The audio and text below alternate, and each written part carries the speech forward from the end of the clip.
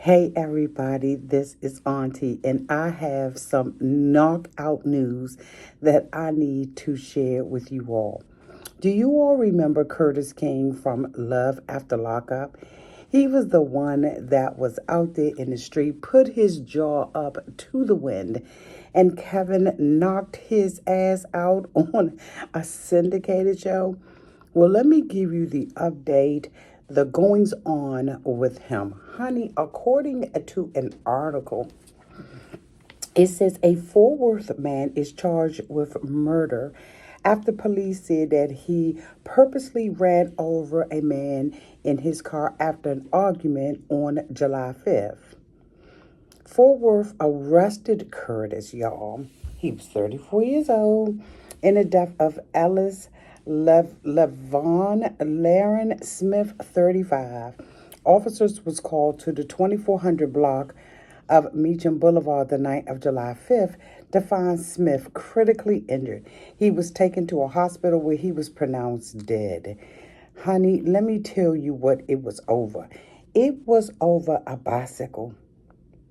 Yes, it was over a $50 bicycle. Curtis has been sentenced to spend the rest of his next 35 years in jail over $50 fucking dollars.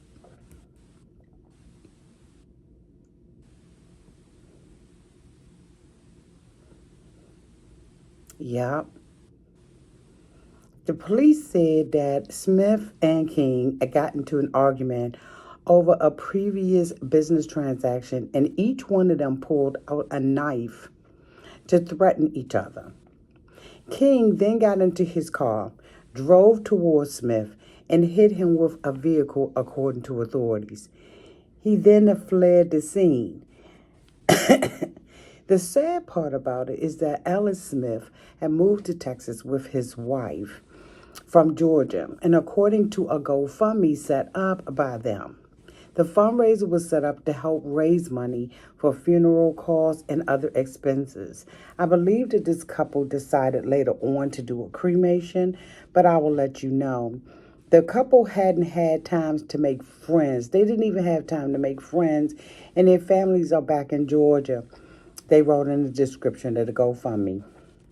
So I have the GoFundMe here, and here is what it says.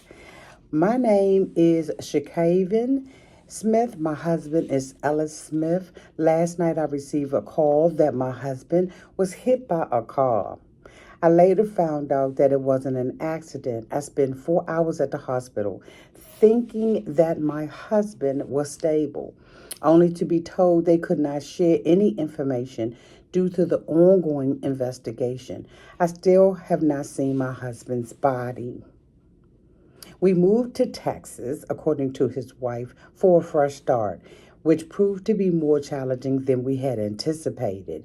We have been struggling financially due to my enrollment in nursing school, which we pay for out of pocket, in addition to our regular bills. To help maximize our funds, we decided to cut our life insurance policies thinking we had more time to live. Honey, now that wasn't a wise decision to make at all. But anyway, I digress. We are originally from Georgia. Our family is there, and we have no one here in Texas. My goal, she said, is to raise funds to take my husband home. He was a father of 9 kids, 4 biological and 5 that are hers, whom he loved and took care of on his own. He had a passion for helping people, especially those experiencing homelessness. She said, I want to give everyone a chance to say goodbye to him. According to this GoFundMe, at the time that she created it, she said she wanted to raise funds to take him back home to Georgia and to give him a proper funeral. She says she doesn't have the service date at this time because she was trying to raise whatever she could as soon as possible. Now, from my understanding, as I said, this young lady ended up giving her husband, ended up cremating him because it was really more financially feasible for her.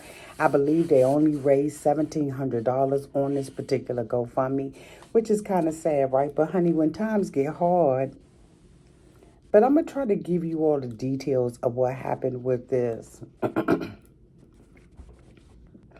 Honey, on July 24th, Curtis King, 35 years old, was found guilty of murder and sentenced to 35 years in prison for the death of 35-year-old Alice Smith. On July 5th, King purposely ran over Smith, a father of 9, following a disagreement over the purchase of a bicycle. After striking Smith with his vehicle, King reportedly picked up the bicycle, placed it on the top of his car, and drove away. Now, he know he was dead ass wrong for doing that, but anyway, I digress. Police officers responded to the 2400 block of Meacham Boulevard in North Fort Worth the night of July 5th to find Smith critically injured. He was transported to a hospital where he was later pronounced dead. According to authorities, Smith and King had an argument over a previous business transaction, during which both of them pulled out knives to threaten each other. This bike was more important than helping the man who was dying, said the assistant district attorney, Darren de la Cruz, told the jury during the trial displaying the bicycle in court. Child, let me tell you, this is a very, very sad story. So look, y'all, in another article, it says that for 50 cents, Alice Smith was to buy a bicycle last July in Fort Worth from Curtis King. Smith and King were among a group of people who hung out at an illegal game room in Meacham Plaza. Smith provided a $20 down payment, got the bike, and was supposed to pay the other $30 the next day. And the seller and the buyer ran into each other at the game room and argued about the owed money according to the account. This is when they both pulled out the knives with each other. How in the world is $50 or $30 owed worth spending the next 35 years in jail? It's not worth it at all.